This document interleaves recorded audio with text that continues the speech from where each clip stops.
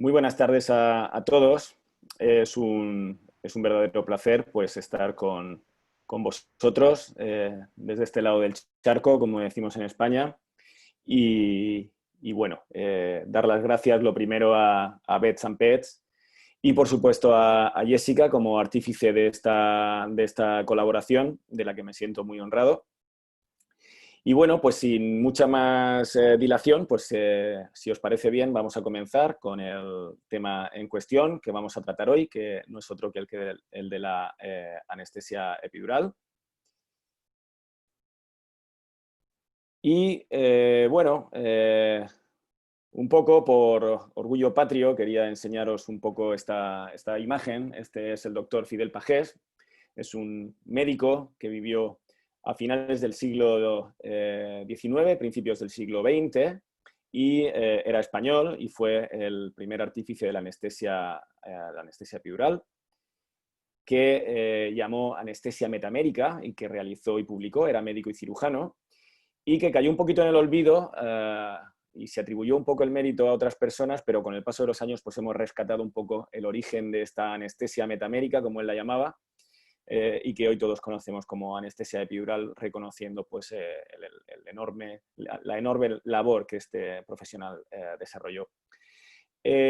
Bueno, la administración de anestésicos locales por vía epidural pues, es una técnica de anestesia loco-regional que goza de una gran popularidad, tanto en medicina humana como en veterinaria, pues como estáis observando desde principios del siglo XX.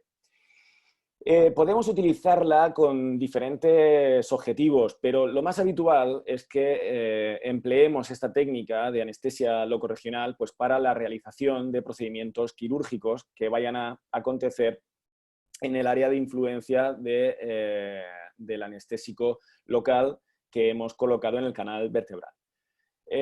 También podríamos utilizar este tipo de técnicas pues, para el tratamiento del dolor asociado a otras enfermedades que pudiera presentar cualquiera de nuestros pacientes, pero indudablemente es con fines quirúrgicos para propiciar una cobertura analgésica perioperatoria adecuada, pues la finalidad con la que usamos más habitualmente esta técnica.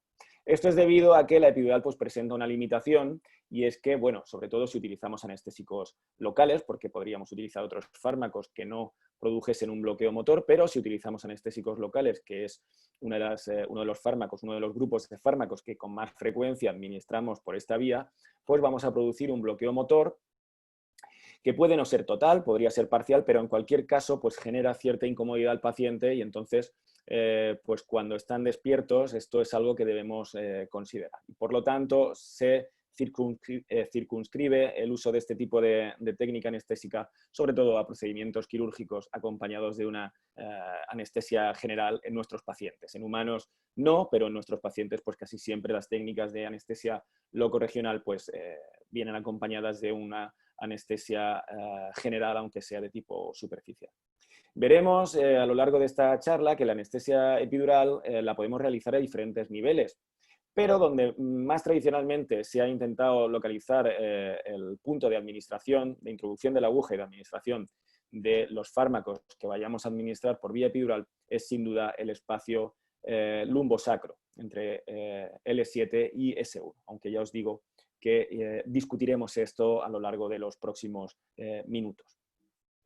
A mí siempre me gusta, cuando hablamos de un bloqueo locorregional, del tipo que sea, hacer un repaso anatómico, porque creo que la anatomía resulta básica y determinante de cara a entender cómo va a funcionar este bloqueo y sobre todo también a facilitar el desarrollo de la técnica, porque un buen conocimiento de la anatomía nos va a permitir localizar las estructuras que nos van a indicar el lugar más adecuado para la introducción de la aguja. Y así, pues, en el caso de la anestesia epidural, pues vamos a hacer un breve recordatorio de cuál es la anatomía de la columna vertebral y también algunas pinceladas de la médula espinal y de los nervios espinales. Entonces, en la imagen estáis viendo un corte transversal de la médula espinal con esta morfología típica de mariposa, constituida por la materia gris, la materia noble, digamos, del tejido nervioso, y que cuenta, como veis, con las astas dorsales, las astas ventrales. En esta imagen que aparece a continuación las podemos observar también claramente. Por las astas dorsales vamos a tener básicamente las fibras nerviosas somatosensitivas, es decir, neuronas de tipo aferente, tanto mielinizadas como no mielinizadas, que se van a encargar de recoger la sensibilidad de diferentes puntos del cuerpo. Y es por este asta dorsal por donde van a discurrir las neuronas de tipo A delta y de tipo C, que son las encargadas de recoger la sensibilidad de tipo doloroso. También van a aparecer otro tipo de neuronas de tipo beta, encargadas de recoger la sensación del tacto y la presión, mientras que en el asta ventral nos vamos a encontrar neuronas de tipo somatomotor, como son las fibras A-alfa, que se encargan son neuronas eferentes que se encargan de la actividad motora. Por tanto, nuestro objetivo prioritario cuando desarrollamos una anestesia epidural sería desensibilizar precisamente estas fibras nerviosas encargadas de la transmisión de los estímulos sensitivos de tipo nociceptivo, pero nos resulta imposible discriminar únicamente estas fibras y por lo tanto también vamos a producir un bloqueo motor como resultado de la actividad directa del anestésico local sobre las vías somatomotoras. Además,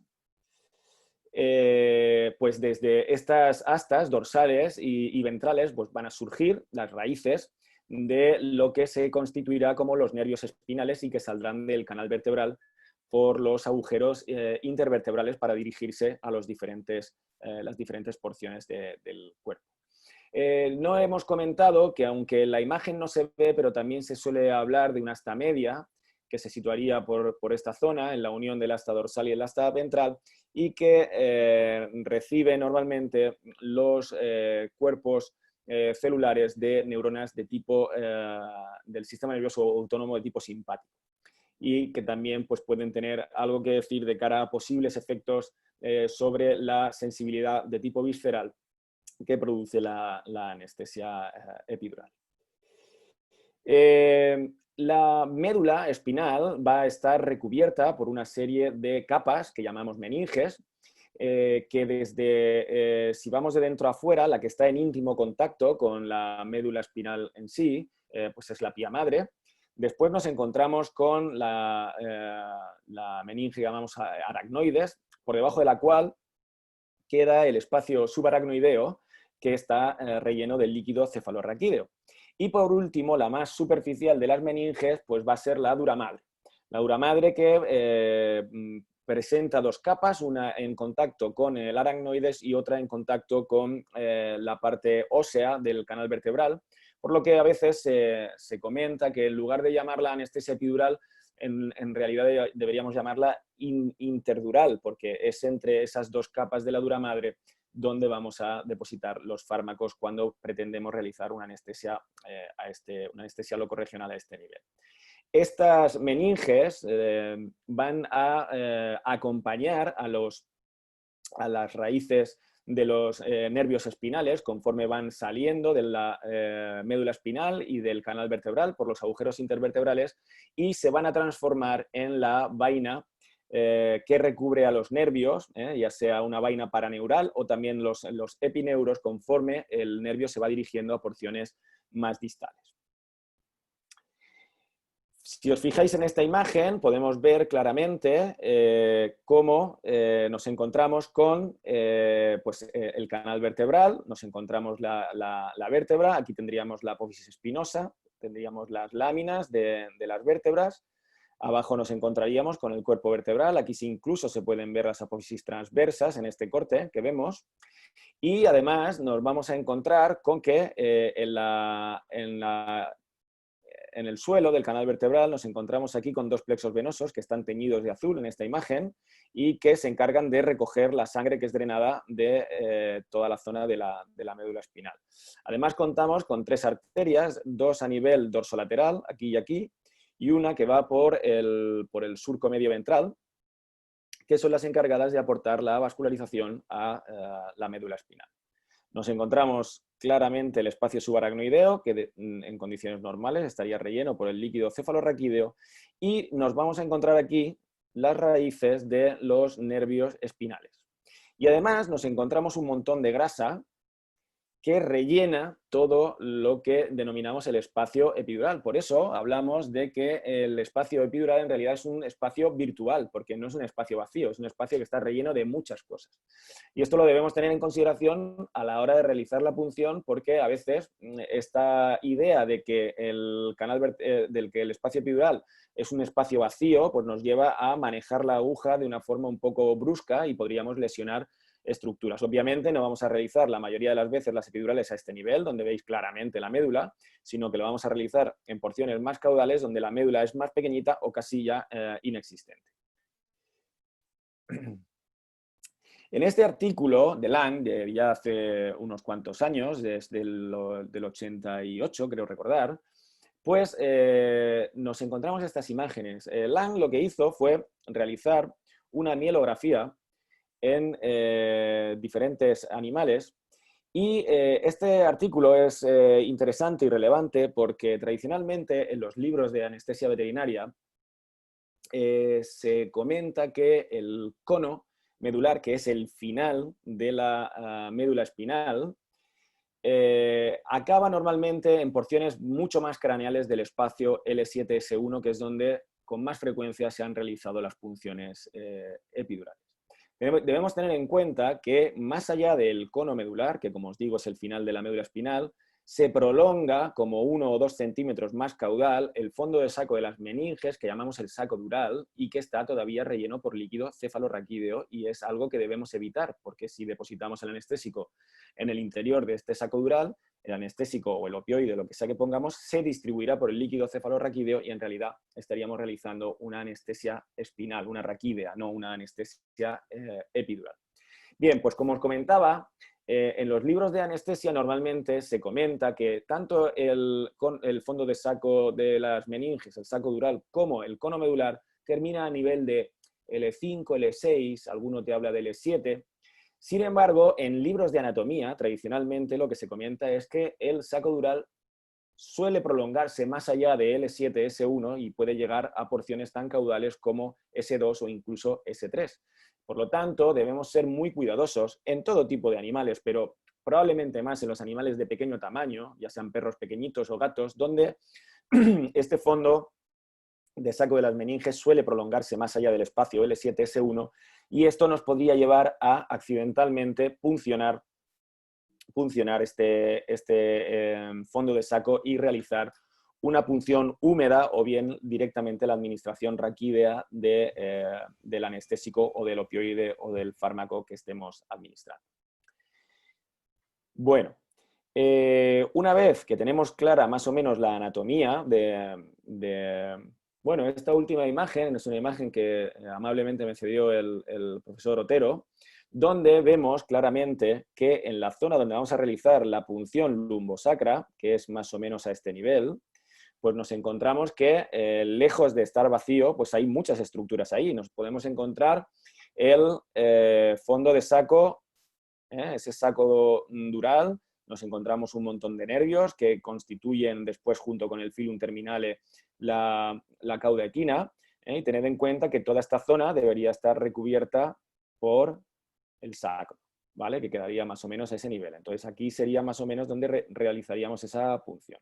Precisamente por este motivo hay gente que cada vez más aboga por realizar la administración de fármacos en lugar de entre L7 y S1, realizar una administración caudal, es decir, entre S3 y C1, entre la última sacra y la primera coccigia, ya que a ese nivel no vamos a encontrar saco dural y va a ser prácticamente imposible que realizáramos una administración raquídea de los fármacos. Entonces esto es algo a tener siempre muy en cuenta de cara a realizar este tipo de técnicas.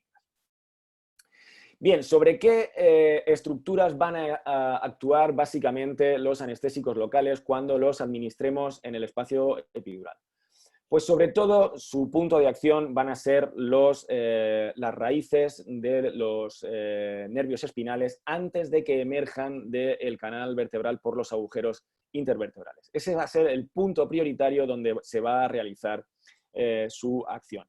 Por lo tanto, cuanto más volumen administremos, más craneal vamos a desplazar el anestésico, más cantidad de raíces nerviosas vamos a desensibilizar y más extensión corporal vamos a poder bloquear con la administración de estos fármacos.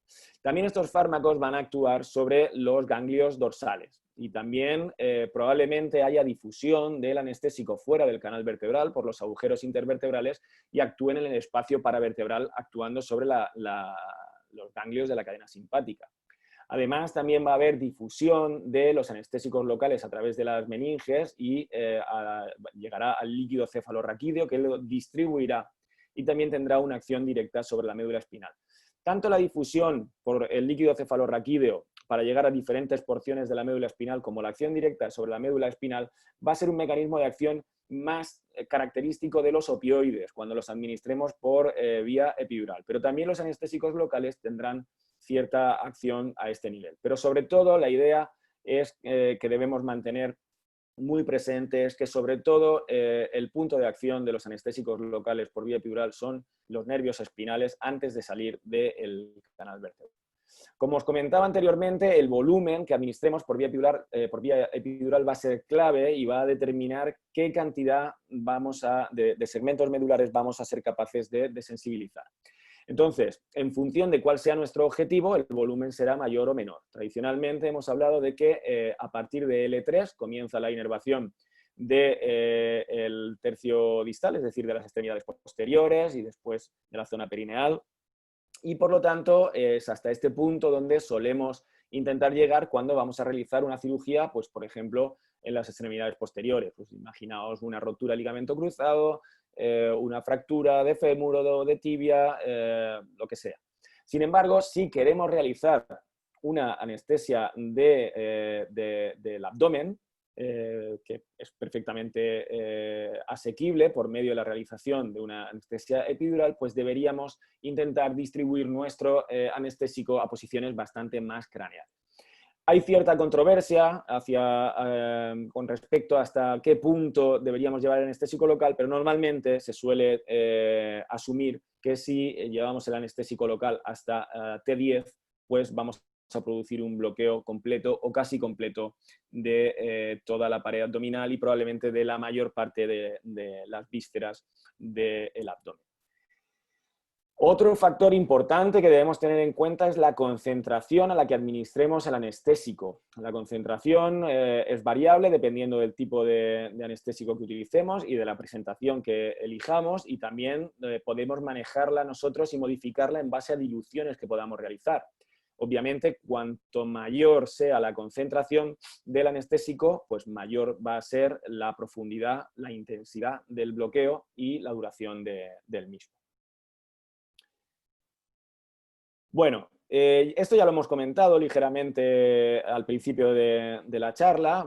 ¿Cuál es la indicación prioritaria de la anestesia epidural? Pues aportar analgesia, normalmente formando parte de un protocolo de anestesia multimodal. No debemos despreciar el uso de otros fármacos de manera conjunta con los que administremos por vía epidural para aportar una analgesia de calidad, normalmente en el periodo perioperatorio. Indudablemente el periodo intraoperatorio es importante, es fundamental intentar mantener a un animal estable, mantenerle con porcentajes bajitos de anestesia inhalatoria o dosis bajitas de anestésicos inyectables, mantenerle en un plano de anestesia superficial va a contribuir a mantener más estable su sistema hemodinámico y respiratorio. Pero para mí el objetivo fundamental cuando realizamos una técnica de anestesia locorregional, ya sea la epidural o cualquier otra, es sobre todo el periodo postoperatorio, donde el animal ya está despierto, donde la nocicepción se transforma en dolor y donde debemos ser muy cuidadosos y aportar una calidad de cobertura analgésica lo más óptima posible, porque esto va a contribuir a que el animal se recupere mucho más rápido, cicatrice mejor, tenga menos problemas de infecciones, disminuye el tiempo de hospitalización, disminuyen los costes, y todos son ventajas con el uso de los anestésicos locales. Y espero que pronto un estudio del profesor Redondo, un compañero y amigo de la Facultad CEU Cardenal Herrera de Valencia, pues un estudio que está realizando demuestre esto que ya en petit comité conocemos porque él nos lo ha comentado. Bien, normalmente la epidural la hemos realizado, o en sus orígenes se realizó sobre todo en veterinaria para procedimientos quirúrgicos caudales al ombligo. Como os comentaba, sobre todo cirugías en las extremidades posteriores, en la zona del perine. Sin embargo, diversos estudios que han ido surgiendo en la última década pues nos van enseñando cómo jugar con los volúmenes a administrar y cómo poder alcanzar cada vez posiciones más craneales o variar en función del volumen que administramos el punto hasta el que el anestésico difunde y poder de esta forma aportar analgesia no solamente en las extremidades posteriores, sino también en el abdomen, incluso en el tórax. También podemos realizar epidurales a nivel torácico, que normalmente se administran entre L1 y L2 para aportar analgesia en el tórax, pero estas son un poquito más complejas y no van a ser el objetivo de estudio en la charla en la que nos encontramos en la actualidad. Entonces nos vamos a centrar sobre todo en técnicas que nos permitan bloquear el abdomen y las extremidades posteriores. Como todo, pues presenta ciertas contraindicaciones y consideraciones que debemos tener y estas son las que estáis viendo en pantalla. Las contraindicaciones, bueno, pues la pioderma es una contraindicación clara, ya que pues, la punción, la pioderma siempre y cuando se encuentre esta situada en la zona donde vamos a realizar la punción epidural, porque claro, atravesar con la aguja una zona infectada y llegar hasta el canal vertebral, pues puede arrastrar la infección al canal vertebral y desarrollar un problema bastante gordo. Hacemos referencia a la hipovolemia o la hipotensión de igual forma que a los cardiópatas, algunos de los cardiópatas, ya que en ocasiones, no siempre, pero en ocasiones, y sobre todo cuando somos ambiciosos y pretendemos desensibilizar grandes superficies corporales por medio de la anestesia epidural, pues podemos ocasionar un bloqueo simpático de una extensión corporal bastante grande y este bloqueo simpático pues, puede producir una vasodilatación considerable y por lo tanto una hipotensión que pudiera resultar peligrosa en animales que ya de por sí presenten una hipovolemia, una hipotensión o que presenten una cardiopatía. Normalmente los animales hipovolémicos pues debemos intentar corregirlos antes de realizar la anestesia general, pero si en algún momento sufrieran un problema de este tipo que pasase desapercibido, pues esto podría ser un problema. Los déficits neurológicos, pues bueno, realmente los estudios parece que nos indican que las técnicas de anestesia locorregional normalmente no agravan un problema neurológico de base. Lo que pasa es que, bueno, pues a pesar de que esto es lo que la evidencia nos indica, pues siempre vamos con un poquito más de miedo cuando tenemos un animal ya con alteraciones, pues de acercarnos con una aguja a estos nervios dañados, administrar cerca el anestésico, porque si el nervio estuviera dañado, pues a lo mejor podría aparecer una mayor toxicidad de este tipo de anestésicos. Y más que por una contraindicación específica, un poco por pudor, pues solemos evitar realizar este tipo de técnicas en estos animales, pero realmente no hay una evidencia que soporte esta medida de precaución. De igual forma, las malformaciones o alteraciones anatómicas no son una contraindicación, sino simplemente son un plus de dificultad en la técnica, porque como veremos más adelante, pues esta técnica en parte la vamos a basar en la localización de marcas de superficie que nos permitan ubicar claramente el sitio donde vamos a realizar la punción y si hay una malformación o un animal que ha sufrido un golpe, un atropello, una caída y tiene una fractura en la zona de la cadera, las alas del ilion y demás, pues más que esté contraindicada es que va a hacer que sea más difícil localizar el sitio adecuado para introducir la aguja. Y después debemos tener una serie de consideraciones que son, bueno, más o menos frecuentes, depende del estudio que consultemos, pero debemos tener en cuenta que son cosas que pueden pasar y estar preparados pues, para que esto suceda, como es el prurito, un prurito intenso que se suele asociar a la administración de opioides por vía epidural, en concreto se habla bastante de la morfina, la retención urinaria también es una posibilidad, un posible efecto adverso a la anestesia epidural, que también parece ser asociado más a la administración de opioides que de anestésicos locales propiamente dichos. La ausencia del crecimiento del pelo en la zona donde se ha depilado para realizar la punción, esto no es un problema de la epidural, es un problema de la zona donde rasuramos, parece ser que es más susceptible a que se produzca esta ausencia del crecimiento del pelo y bueno, pues es algo que no sucede con frecuencia, pero a veces pasa y, bueno, dependiendo del animal, pues tal vez a los propietarios no sea algo que les haga demasiada gracia. Y por último, os hablo de los animales nerviosos, pues por lo que hemos comentado anteriormente. De la mano de la epidural va el bloqueo motor. Podemos bajar concentraciones, podemos utilizar fármacos como la ropivacaína que producen menos bloqueo motor, pero cierto grado de bloqueo motor se va a producir. Y esto conlleva que algunos animales, sobre todo animales muy nerviosos, muy temperamentales, pues al despertar de la anestesia y notar que son incapaces de mover las extremidades posteriores, pues a veces se ponen muy nerviosos y bueno, esto lo debemos tener en cuenta y en caso de que suceda, pues simplemente debemos sedarles para que se relajen y pase el periodo de bloqueo motor sin que los animales pues, sufran de un estrés innecesario. ¿Cuáles son los fármacos que empleamos con más frecuencia? Pues como os comentaba, por vía epidural lo más habitual es que administremos anestésicos locales.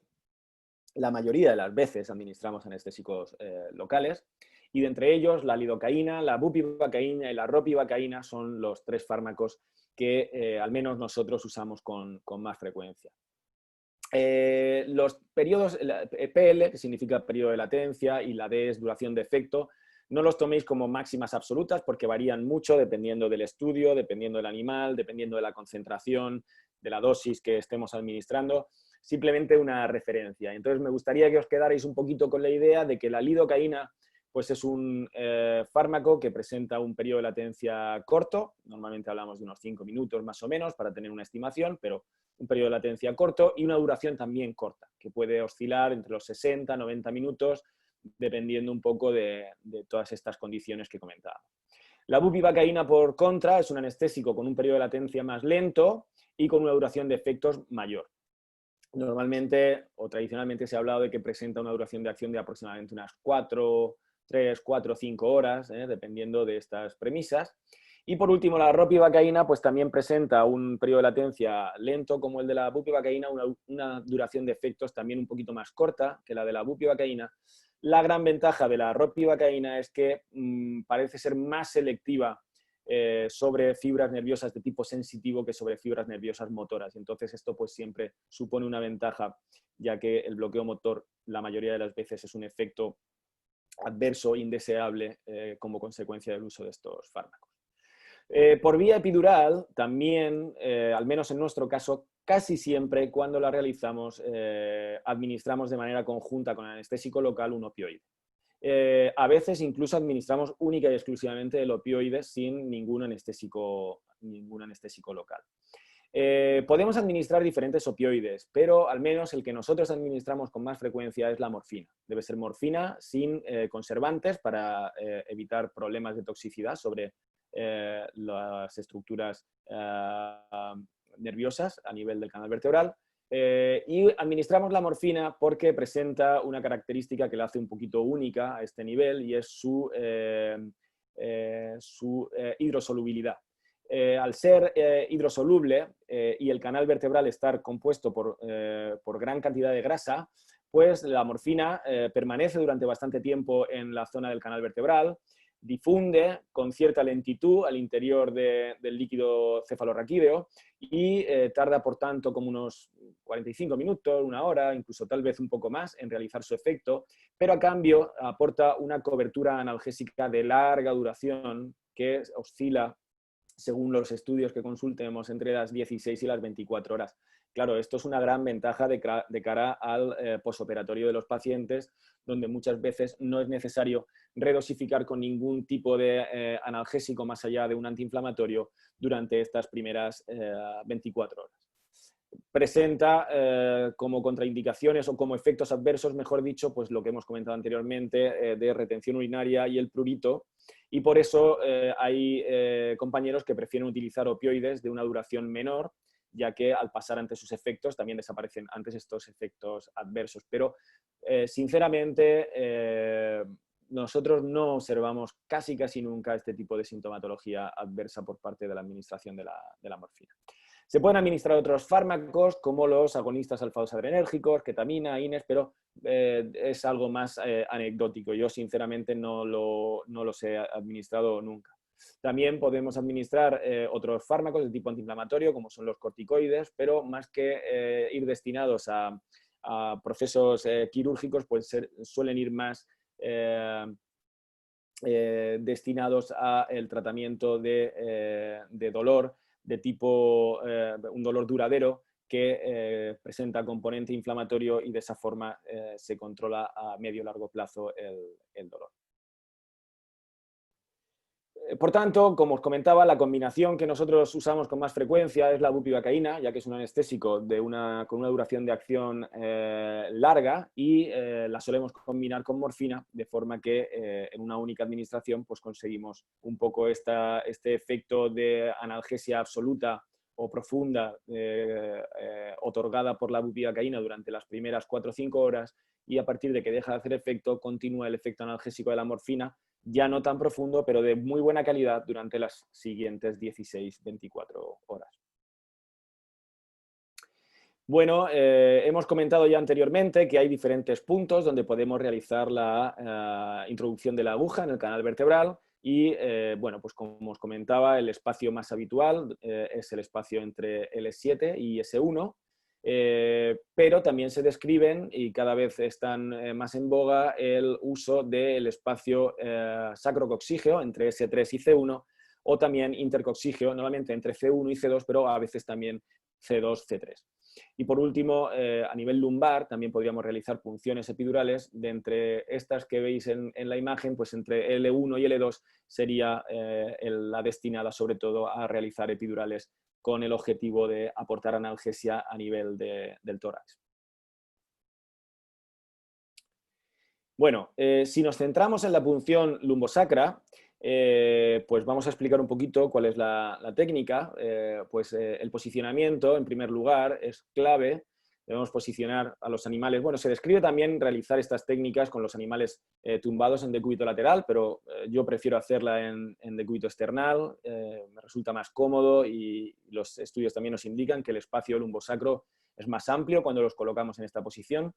Y además debemos realizar una hiperflexión de la zona lumbosacra, y esto lo hacemos extendiendo cranealmente las extremidades posteriores, de la forma en la que estáis viendo en la imagen. Muy importante depilar de la forma, o rasurar mejor dicho, de la forma adecuada y limpiar muy bien, realizar la técnica de forma aséptica para evitar tener complicaciones. ¿Por qué es conveniente utilizar esta postura? Pues como veis en las imágenes de abajo, que son del artículo de Conceto en VA en 2012, ellos demostraron que la posición tiene una repercusión directa en las dimensiones del espacio lumbosacro.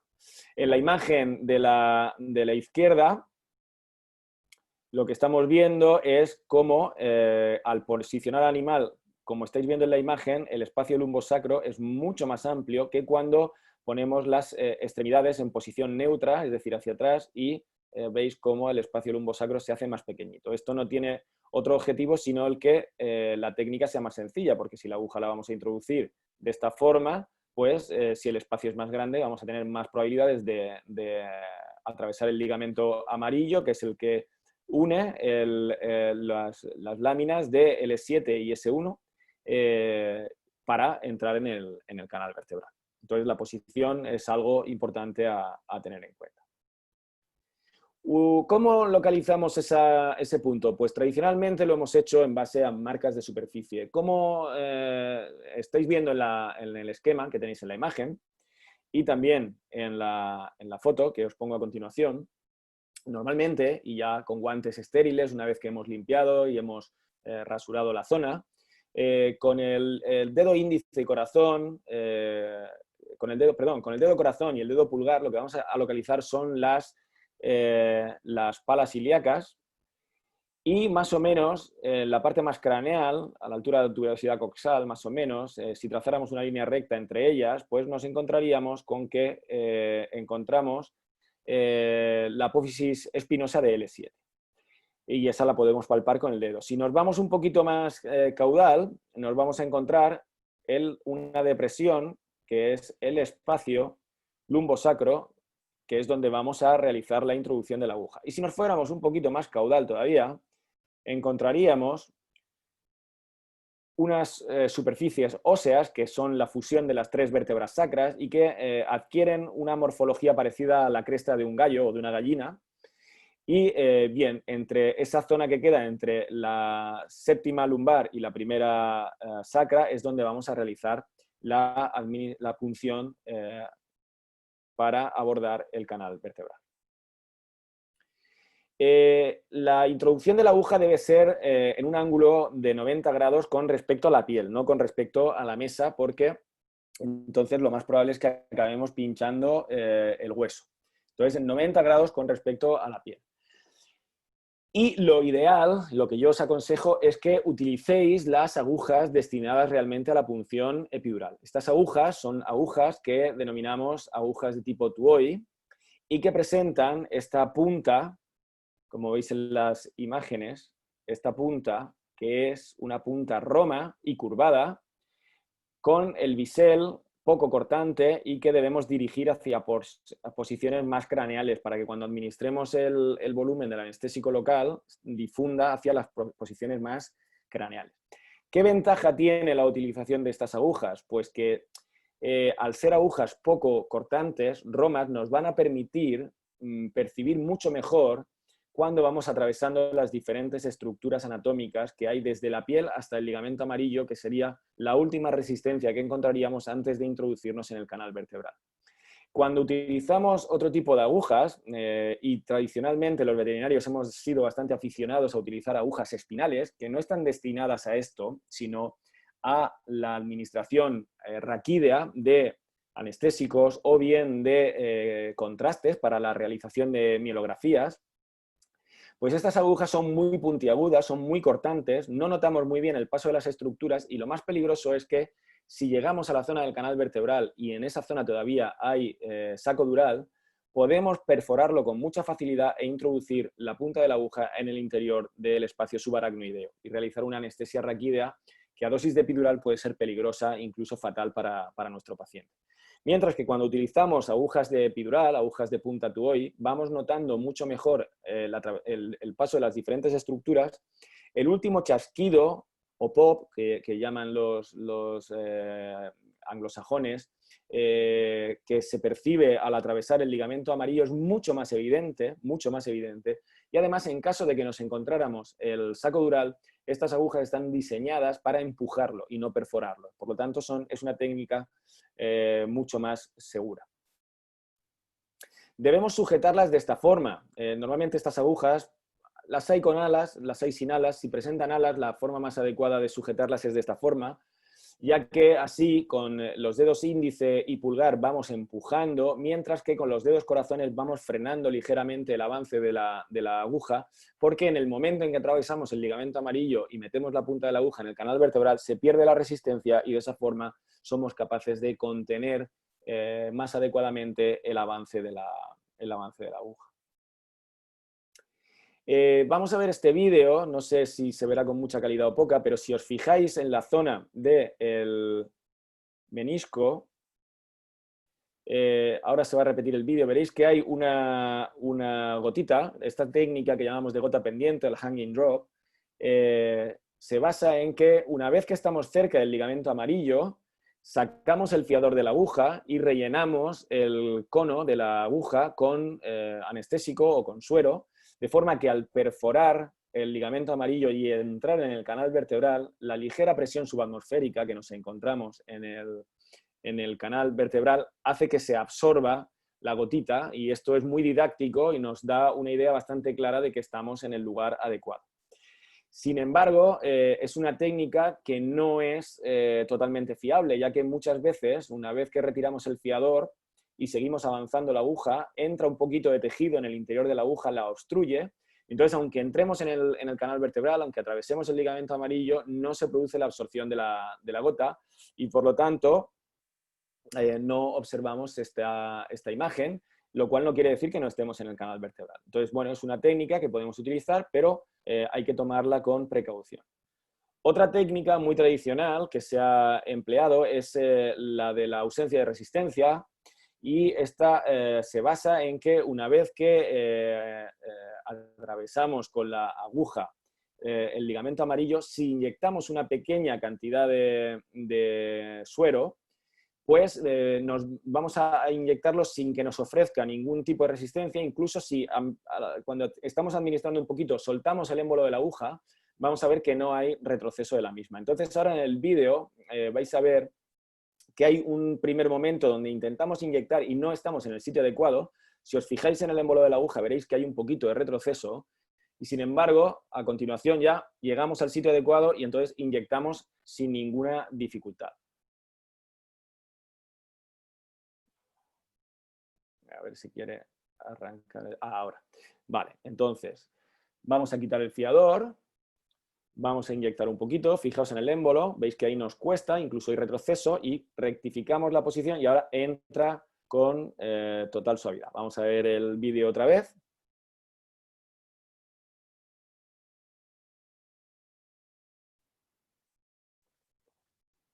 Exacto, y ahora entra con suavidad. Después veremos otra vez este vídeo porque es un fragmento de un vídeo de más duración.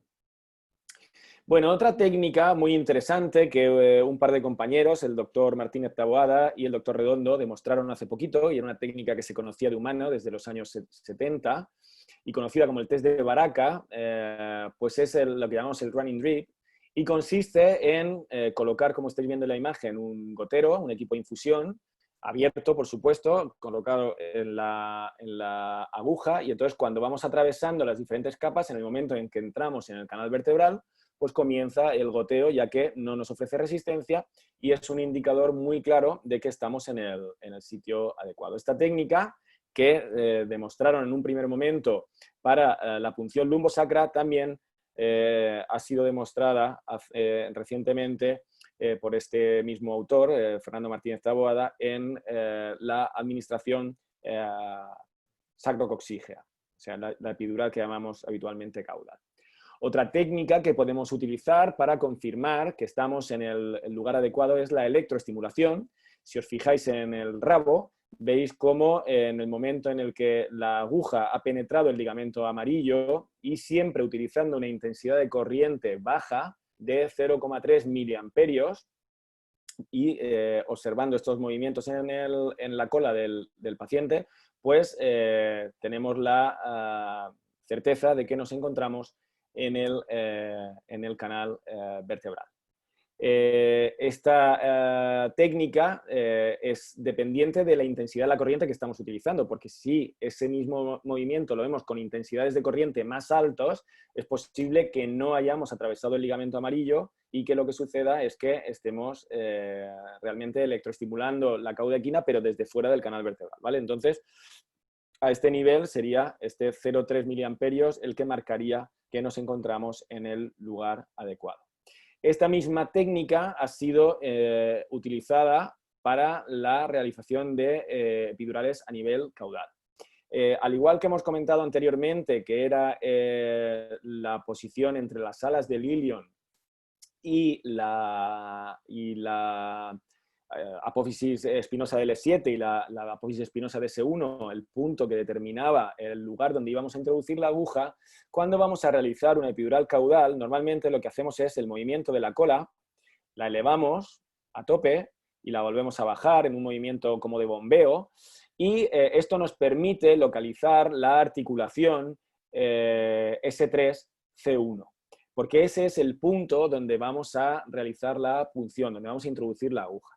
Como estáis viendo en las imágenes del vídeo, la aguja en este caso ya no entra en un ángulo de 90 grados con respecto a la piel, sino que va a entrar en un ángulo de unos 30-40 grados, ¿vale? Porque es esa la angulación más adecuada que debemos darle a la aguja para poder atravesar el ligamento amarillo y acceder al interior del canal vertebral.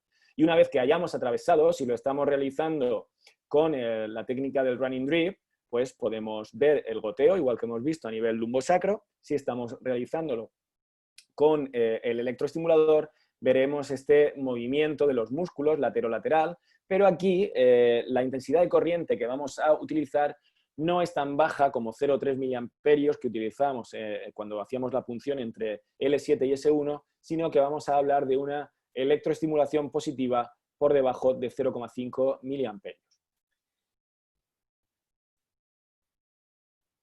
Esta técnica, nosotros particularmente, la punción sacrocoxígea la realizamos sobre todo, como habéis visto en las imágenes, en animales pequeños, ya sean gatos, ya sean perros pequeñitos, ya que es en estos animales donde es más frecuente la punción del saco dural cuando hacemos la punción en el espacio L7-S1. En animales de más tamaño seguimos realizando las epidurales entre L7 y S1, pero siempre por medio de agujas con punta de tipo Tuohy para tener la seguridad de que no vamos a perforar accidentalmente el saco dural. Por último, otra técnica que podemos utilizar para guiar nuestra aguja es una técnica guiada por ecografía. Esta técnica pues, presenta una limitación importante y es que pues, debemos disponer del ecógrafo adecuado para realizarla y los transductores adecuados, de la frecuencia adecuada y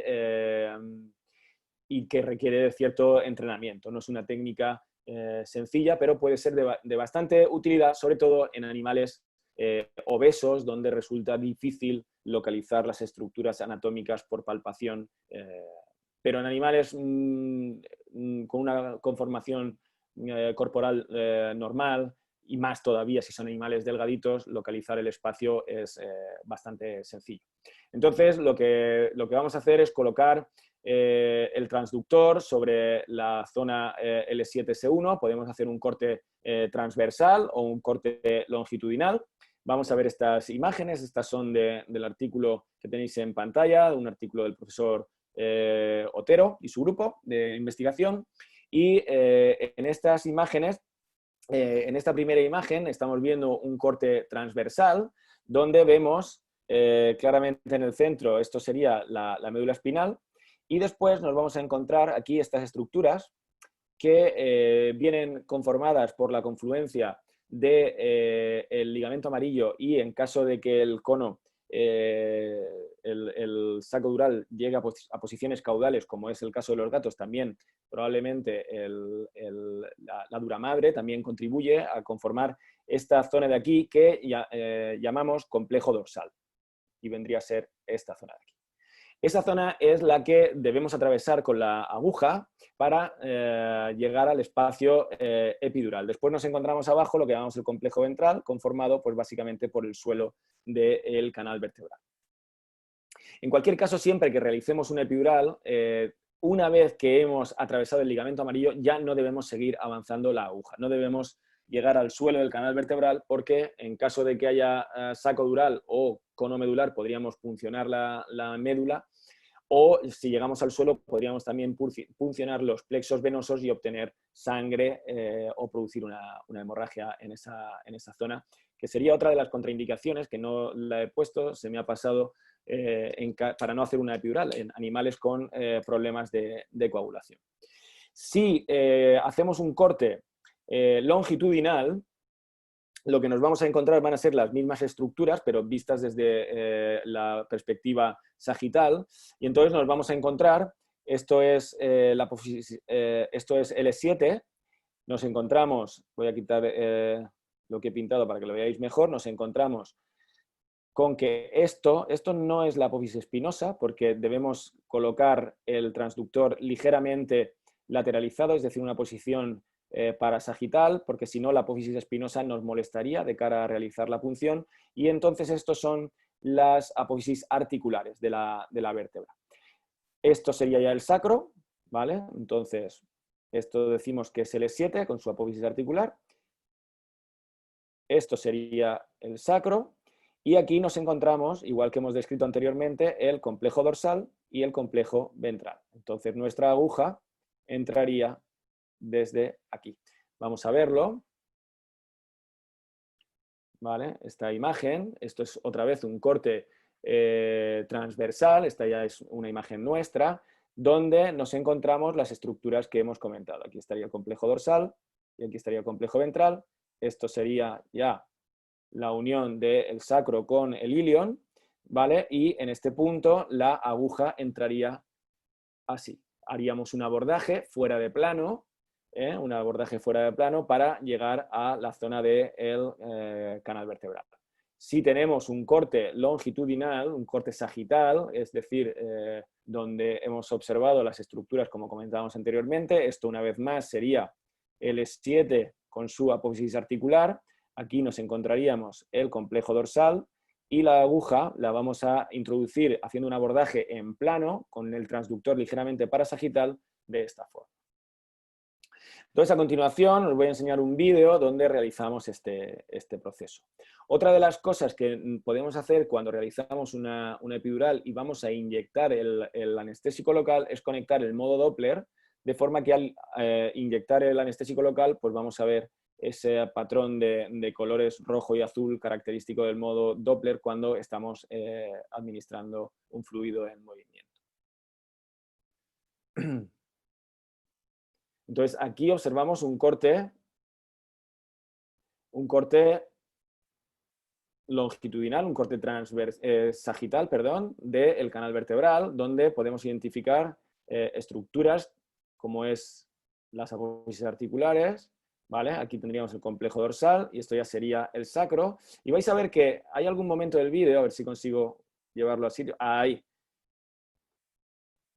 Aquí. ¿Veis? Esta es cuando nos colocamos justo en el centro de la médula, a nivel sagital, nos encontramos la apófisis espinosa. Pero esta no es la idea, esta no es la imagen que buscamos. La imagen que buscamos es de una apófisis más bajita, que es la apófisis articular. Si nos colocamos aquí arriba, probablemente las dimensiones del transductor nos impidan realizar la punción de la forma adecuada. Entonces, localizamos un corte parasagital,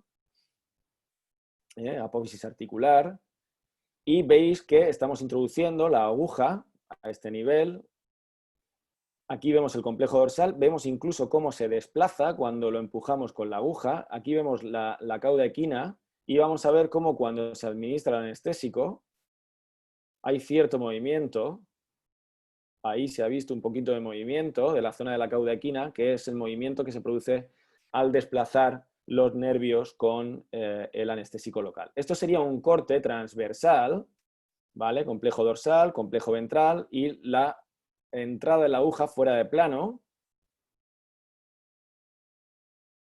hacia el canal vertebral. Y como os comentaba, podemos colocar el modo Doppler para que cuando administremos el anestésico, pues veamos si se produce una distribución. Ahora vamos a ver el Doppler, ¿vale? ¿Veis esta iluminación que se produce por la zona del canal vertebral? Es un movimiento turbulento que nos permite identificar que estamos administrando el anestésico en el canal vertebral y además que no estamos realizando una punción raquídea, porque cuando hacemos una punción raquídea, el patrón de colores no es tan turbulento, no es tan grande como el que aparece cuando se administra el anestésico en el espacio epidural. Entonces, es probablemente la ecografía la única técnica que nos va a permitir diferenciar no solamente que estamos en el canal vertebral, sino que además no estamos realizando una punción raquídea.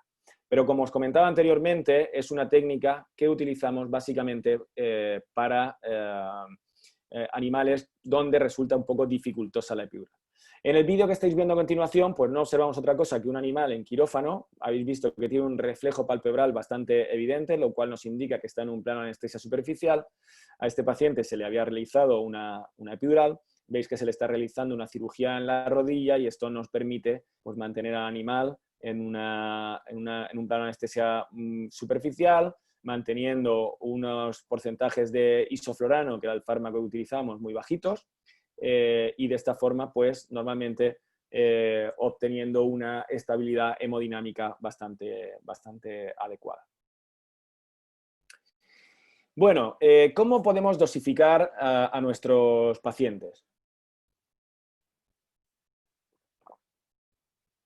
Tradicionalmente, la administración del anestésico local, el volumen que hemos administrado, lo hemos calculado en base al peso de nuestros pacientes y es una técnica válida que se puede seguir utilizando a día de hoy. Normalmente, cuando pretendíamos desensibilizar únicamente las extremidades posteriores, estábamos utilizando aproximadamente unos 0,2 mililitros por cada kilo. Es decir, normalmente lo calculábamos cada 5 kilos de peso. Decimos 1 mililitro cada 5 kilos de peso. Mientras que cuando pretendemos desensibilizar también el abdomen, administramos más volumen y estamos administrando aproximadamente 1 mililitro cada 3,5 kilos. Sin embargo, ya hace años que el grupo del doctor Otero y el doctor Portela publicaron pues una técnica para elegir el volumen a administrar basado en lugar del peso en la longitud de la columna. Entonces lo que hacemos es medir la columna vertebral desde la protuberancia occipital externa hasta S1 y en función de a dónde queremos llegar, a qué nivel queremos llegar, se administra un volumen u otro. Si queremos trabajar en extremidades posteriores, normalmente estamos administrando aproximadamente unos 0,05 mililitros por centímetro de distancia. Si queremos llegar hasta T10 y por lo tanto trabajar en abdomen, normalmente administramos el doble, aproximadamente 0,1 mililitro por centímetro. Y se habla de que para llegar hasta T5 pues se debe administrar 0,15 mililitros, ahí he puesto una K, perdonadme, mililitros por centímetro, pero a mí no me gusta administrar tanto volumen porque podemos rayar o sobrepasar con facilidad las dosis tóxicas. En cualquier caso, siempre debemos contemplar la toxicidad de los anestésicos locales y cuando vayamos a administrar el volumen que consideremos adecuado, debemos hacer un cálculo de si vamos a sobrepasar esas dosis tóxicas. Las dosis tóxicas son variables en función de los artículos que consultemos, pero tradicionalmente se habla de que en gatos pues, rondan alrededor de los 10 miligramos por kilo de lidocaína, 4 miligramos por kilo de bupivacaína. En gatos normalmente se habla de la mitad, un poquito más de la mitad de las dosis que administramos en perros.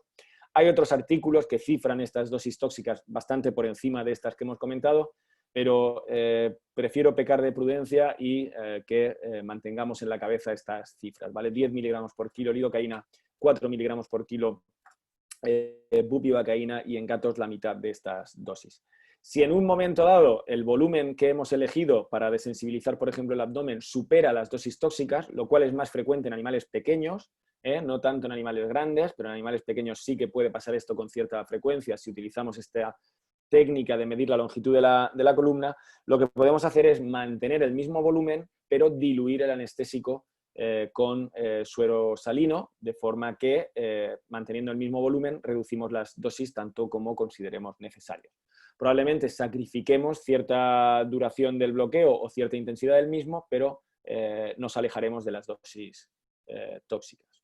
¿Vale? Este vídeo pues es una cirugía de abdomen, lo que se ha realizado ha sido una ovariesterectomía y una mastectomía por una perra que tenía tumores de mama y una vez más pues vemos que trabajamos con concentraciones bajitas de isoflorano, aunque en vaporizador aparecen un poquito más altas. Ahora vamos a ver en el monitor cómo nos encontramos con un isoflorano expirado de 0,93, a ver que está a este nivel, ¿vale? Si lo podéis ver, 0,90, 0,93. Sabéis que la concentración alveolar mínima de isoflorano en perros está alrededor de 1,2, 1,3.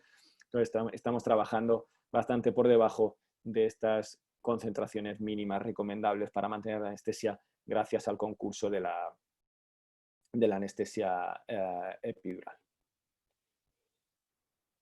Bien, además de la técnica que hemos comentado, pues si queremos mantener esta analgesia durante más tiempo, pues podemos colocar un catéter en este punto, donde llevando la punta del catéter a la altura que nos interese, pues vamos a poder desensibilizar desde el tórax hasta el abdomen o las extremidades posteriores. Entonces, la técnica que utilizamos es básicamente la misma en cuanto a la punción, lo único que una vez que ya tenemos introducida la aguja, pues vamos a introducir el catéter que previamente hemos medido y después le colocaremos un filtro antibacteriano para evitar la contaminación en las diferentes administraciones de fármacos que realicemos en las siguientes horas o días. Voy a pasaros el vídeo, veréis que hay partes que se pasan un poquito a cámara rápida, es para reducir un poco la duración del vídeo. Entonces, pues como os comentaba, pues vamos a depilar, vamos a cubrir, vamos a prepararlo todo de manera aséptica, vamos a ir introduciendo la aguja tipo Tuoi, como hemos comentado, hasta que notamos bueno, o intuimos que estamos cerca del ligamento o notamos el pop de atravesar el ligamento. En este caso realizamos la prueba de ausencia de resistencia y ahí introducimos el catéter a la longitud que nos interese. Los catéteres vienen marcados para que sepamos cuántos centímetros estamos introduciendo y entonces, pues bueno, dejamos el catéter en la posición que nos interesa, colocamos el filtro a través del cual realizaremos la punción tantas veces como sea necesario.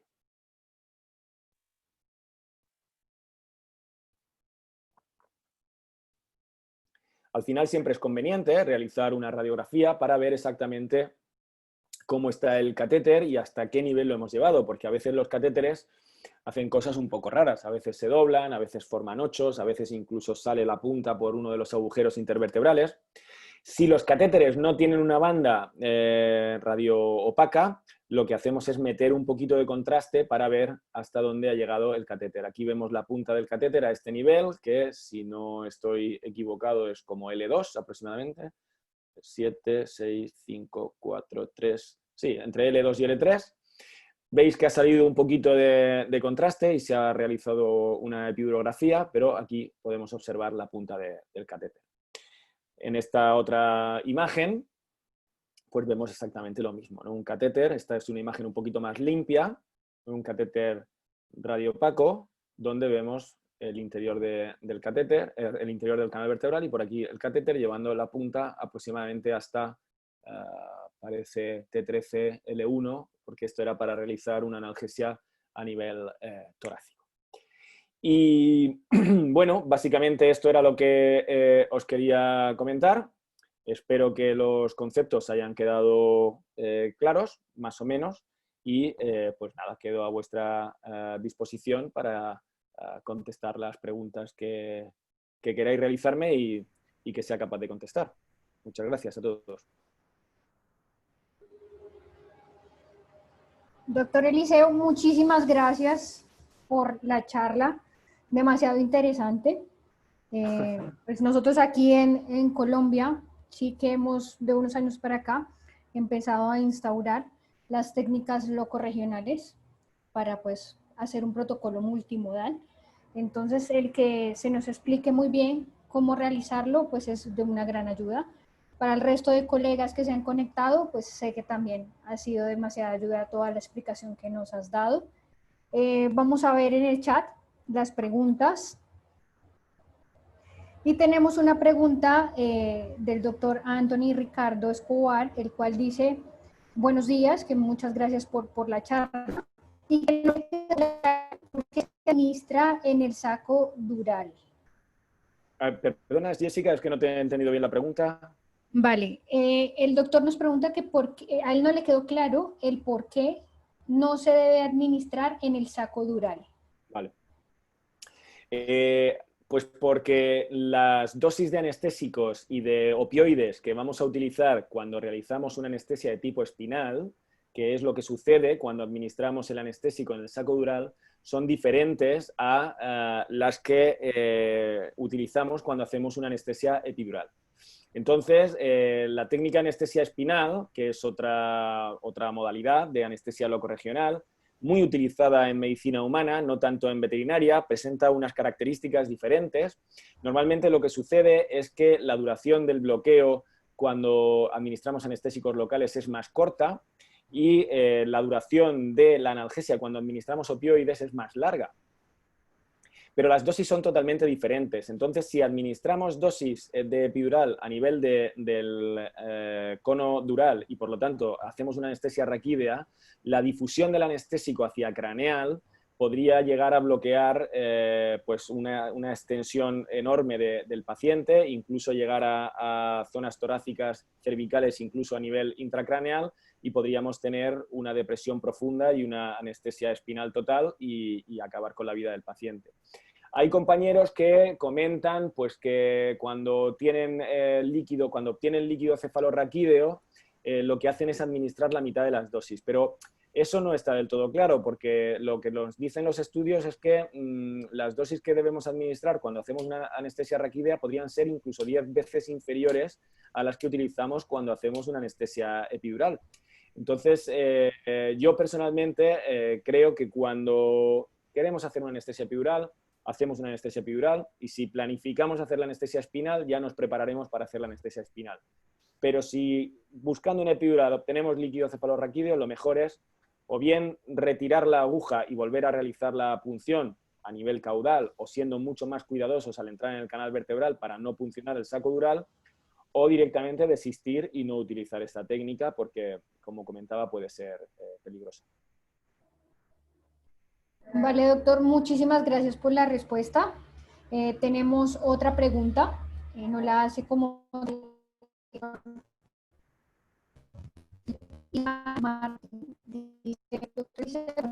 Muchas gracias por la charla. ¿Ustedes utilizan libres o compuestos parenterales comunes? A ver, es que a veces no te oigo muy bien. Si me dices el... A ver, espera, Iván Martín, vale. Buenos días. ¿Utilizan morfina libre de conservantes o usan compuestos parenterales? No, libre de conservantes. La usamos libre de conservantes porque los conservantes que presenta la morfina pues, pueden resultar tóxicos a nivel de la médula, y entonces se recomienda que para hacer la administración epidural de morfina sea libre de excipientes o de conservantes. Vale, doctor, muchas gracias. Es que creo que mi conexión está fallando un poco. Sí, no te preocupes porque como veo también el chat, pues si no te escucho bien lo puedo leer aquí directamente. Vale, la siguiente pregunta la hace la doctora María Flores. Buenos días, doctor. Quisiera saber si emplea la técnica en casos de cesáreas y en este tipo de casos. Sí que la utilizamos en cesáreas y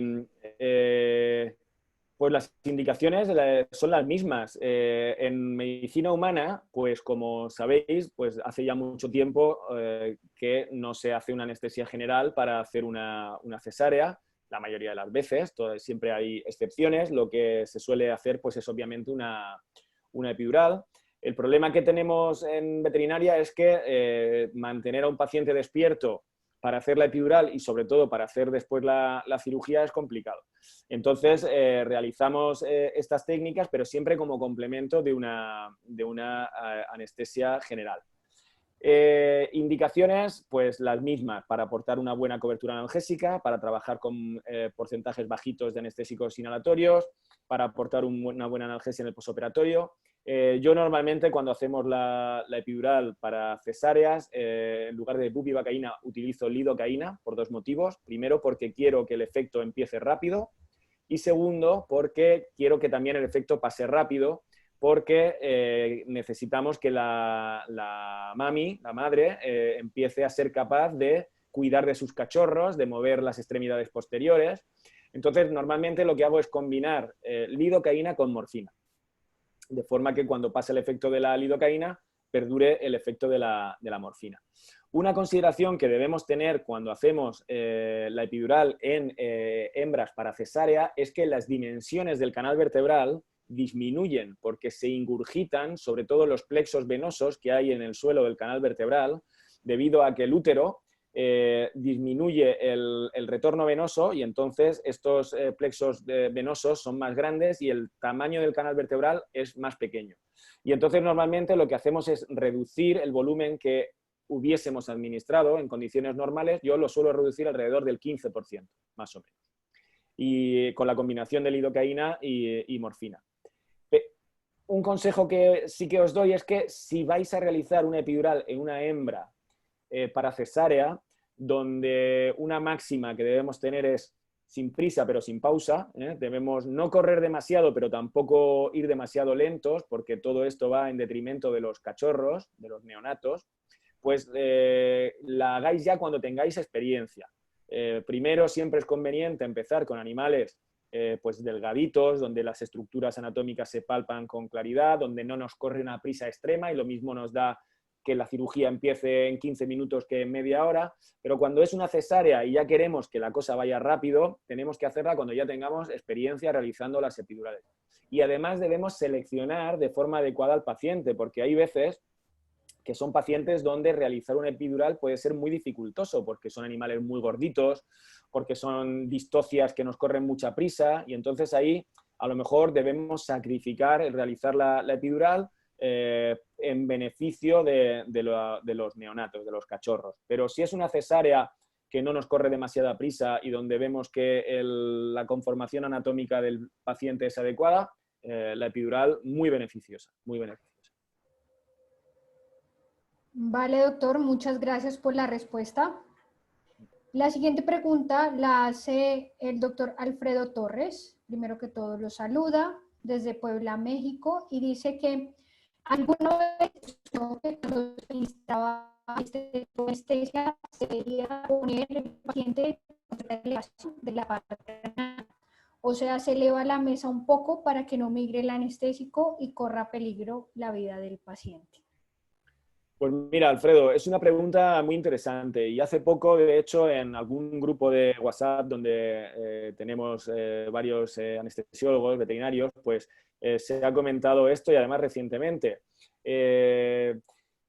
A ver, en teoría, la gravedad no debe influir demasiado en la distribución del anestésico cuando hacemos una epidural. Ten en cuenta que cuando administramos un anestésico en un espacio que en realidad no existe, tampoco tiene mucha posibilidad de ir hacia adelante o hacia atrás en base a la gravedad. Entonces, por eso siempre decimos que la epidural, el espacio epidural es un espacio virtual porque, como hemos visto en las diferentes imágenes, está relleno de muchas cosas, sobre todo de grasa. Entonces, yo antes, hace años, sí que normalmente elevábamos a los pacientes de la parte craneal para evitar que el anestésico migrase demasiado. Igualmente, cuando hacíamos epidural, cuando hacemos una epidural, pues por ejemplo, para una cirugía en una extremidad, también tendíamos a tumbar al paciente con la extremidad que se iba donde se iba a realizar la cirugía en la parte más declive, para que de esa forma, sobre todo, sean las raíces de los nervios espinales que van a esa extremidad a la que se desensibilice. Ahora no lo hacemos y no hemos observado diferencias con respecto a cuando los hacíamos. El tema de elevarles la cabeza, como tú dices, pues ya te digo, no creo que influya demasiado, pero sí que es verdad que a veces, sobre todo cuando son animales pequeñitos y utilizas volúmenes grandes, ¿no? Cuando sobre todo haces la dosificación en base a la longitud de la columna, pues siempre parece que tienes un poquito ese miedo, ¿no? De que se vaya muy hacia craneal y tendemos a ponerlos en una posición un poco de anti-Trendelenburg, pero tampoco demasiado, sino que lo elevamos un poquito. Entonces, como es algo que no va a suponer ningún perjuicio para el animal, de hecho, te confieso una cosa, y es que nosotros, por ejemplo, cuando metemos a los animales a quirófano, siempre tendemos a, si es posible, mantener la mesa ligeramente elevada de la porción más craneal, para que de esa forma el paquete gastrointestinal caiga un poquito por gravedad hacia caudal, les permita ventilar mejor y disminuir también la incidencia de reflujo. Esto no hay pruebas de que sea útil, pero a nosotros nos hace sentir mejor. Entonces, pues bueno, si lo quieres poner de esta forma, pues me parece perfectamente bien. No es ningún problema y si tiene algo es un beneficio, no un perjuicio. Vale, doctor, muchas gracias por la respuesta. La última pregunta nos la hace la doctora Karin Peralta. Dice que muchas gracias.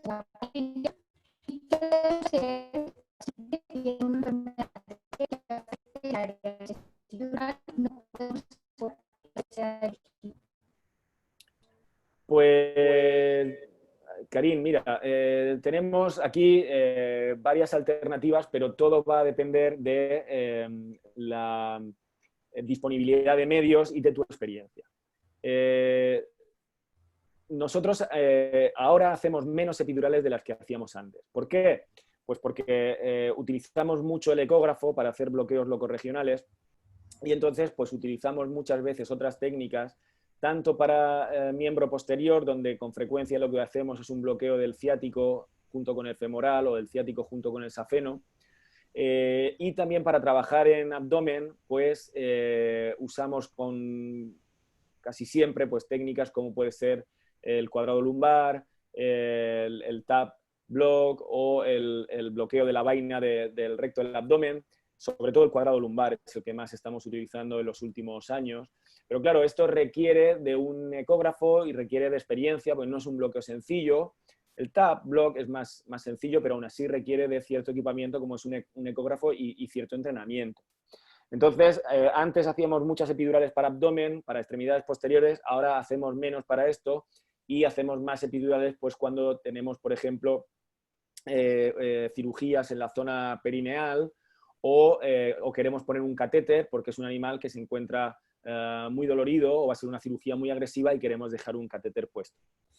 Si no tienes disponibilidad de medios para hacer un bloqueo de estas características con el ecógrafo, también te podrías plantear, lo primero yo te aconsejaría que si hay una pioderma en la zona de la punción epidural, no hagas la epidural, y lo que te puedes plantear es pues técnicas sencillas, como puede ser la administración intraperitoneal del anestésico local y también la infiltración de la línea alba si es, por ejemplo, una cirugía intraabdominal la que se va a realizar. Hay estudios que demuestran que la administración de una dosis que oscila entre los 2 y los 4 miligramos por kilo de bupivacaína diluida con cierta cantidad de suero a nivel intraperitoneal, y esto es lo más sencillo del mundo porque simplemente cuando el abdomen ya está bueno, ya van a cerrar el abdomen, antes de que empiecen a cerrar muscular, pues directamente con la jeringa lo echas dentro del abdomen y después que lo cierren, pues eso aporta cierta cobertura analgésica. De igual forma, también puedes hacer antes de la cirugía o después de la cirugía, pues una infiltración de la línea alba con el anestésico local y de esta forma también obtener una cobertura analgésica de esa zona. Pero estas serían un poco las posibilidades. Si la cirugía que se va a realizar es en miembros posteriores, pues también se describe, hay un artículo que describe la administración directa, por ejemplo, en casos de fractura, donde se va a reparar la fractura, una vez que se ha hecho la reducción, la administración directa del anestésico local sobre el foco de la fractura sería una posibilidad, o aunque sea con técnicas ciegas, pues intentar realizar el bloqueo de los nervios, el ciático y el femoral. Y esto Jessica te puede hablar mucho mejor que yo, porque ella tiene experiencia y han investigado junto con Diego Echeverri este tipo de técnicas ciegas. Vale, vale, doctor, muchas gracias por la respuesta. Y tenemos un par de preguntas más que acaban de plantear. Una de ellas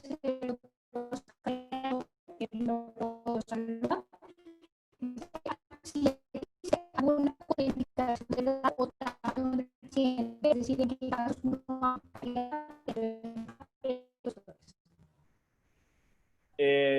en principio no, Oscar. En principio no hay contraindicaciones ni por edad ni por tamaño. dicho sea esto con precauciones. El tamaño es un problema en el sentido de que, bueno, pues siempre cuando los animales son pequeñitos, pues las cosas suelen ser más complicadas. Es más difícil intubar a un gatito de 2 kilos que a un pastor alemán de 30 kilos. Y en el caso de las epidurales, pues exactamente igual.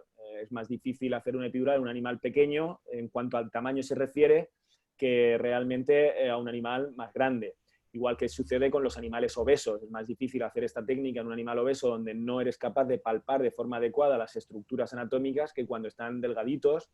Y en lo que a la edad se refiere, pues hombre, yo pues tal vez sería cuidadoso con la administración de anestésicos locales en cachorros por debajo de los 3 meses de edad, 2 meses y medio, 3 meses de edad, porque, bueno, aunque no hay una contraindicación específica, pero les cuesta un poquito más metabolizar los fármacos, pero sobre todo por la inmadurez de su sistema simpático, que hace que no sean capaces de controlar de forma adecuada las dimensiones de sus vasos, es decir, el tono vasomotor.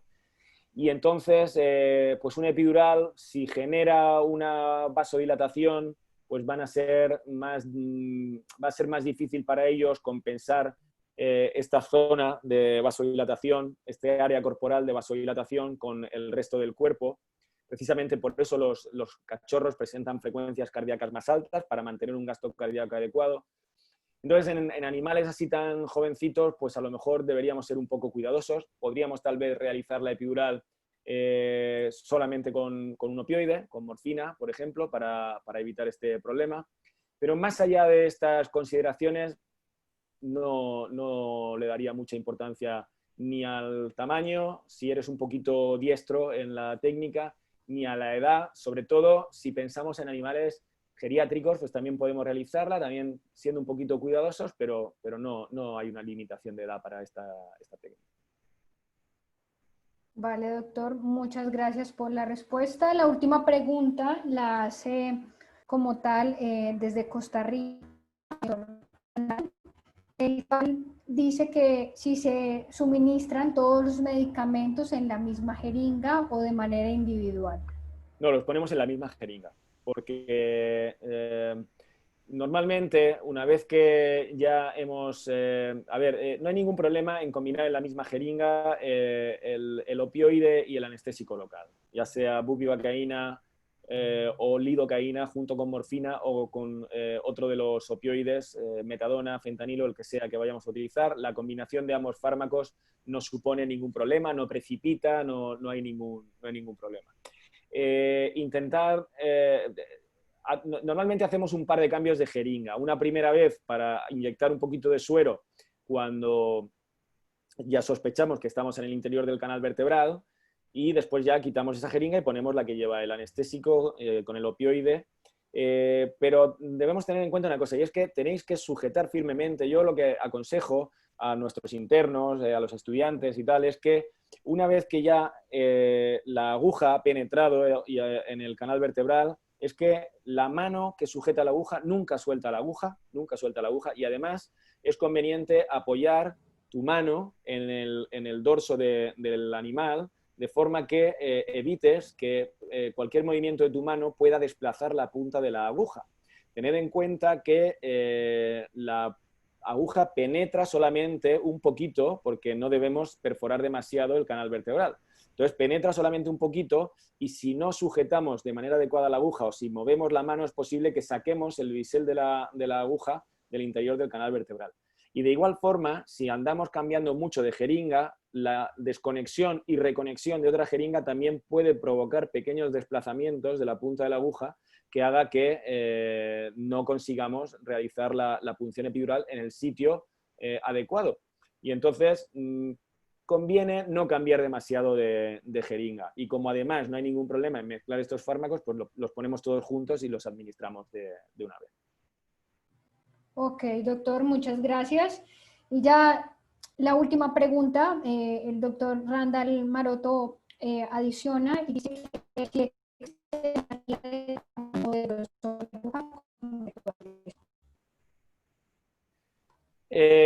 bueno, vamos a ver. Sí, realmente sí.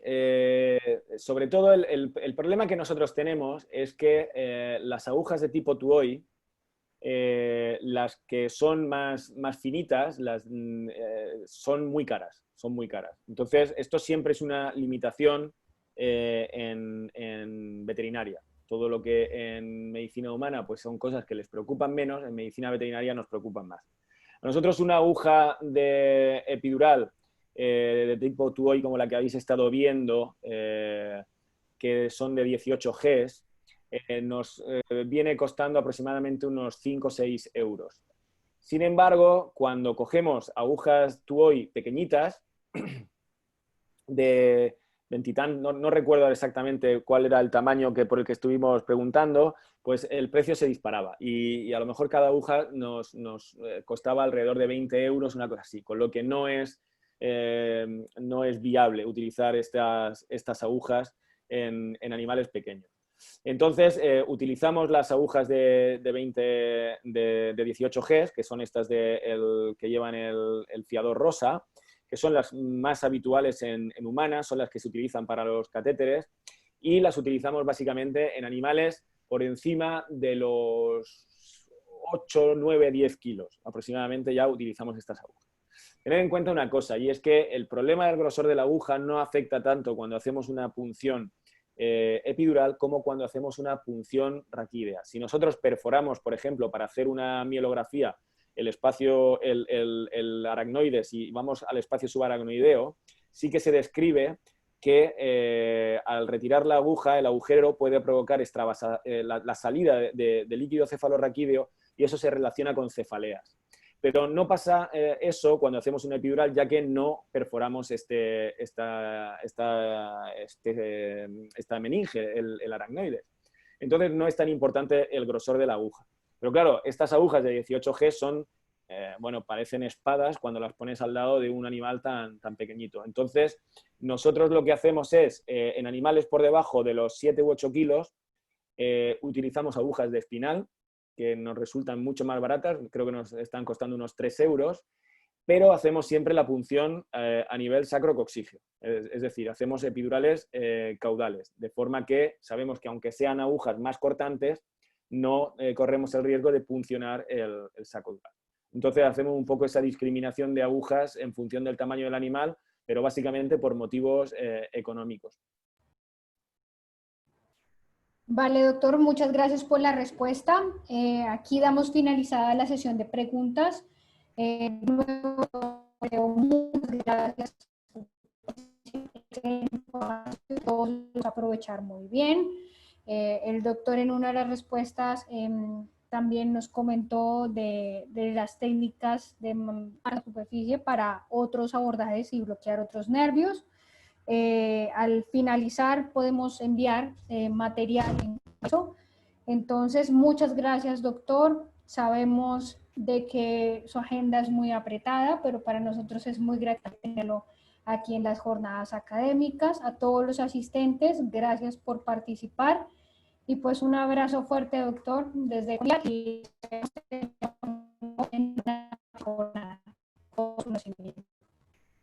Nada, ha sido un verdadero placer reencontrarte, Jessica, que hacía muchos años que no nos veíamos y tenemos mucho cariño aquí en Murcia. Y nada, y encontrarme pues, con todos vosotros. Muchas gracias por participar y ha sido un placer. Y nada, pues aquí estamos a vuestra disposición para cualquier cosa que podáis necesitar. Un saludo muy fuerte desde España. Vale, muchas gracias y feliz día para todos. Igualmente, buenas tardes.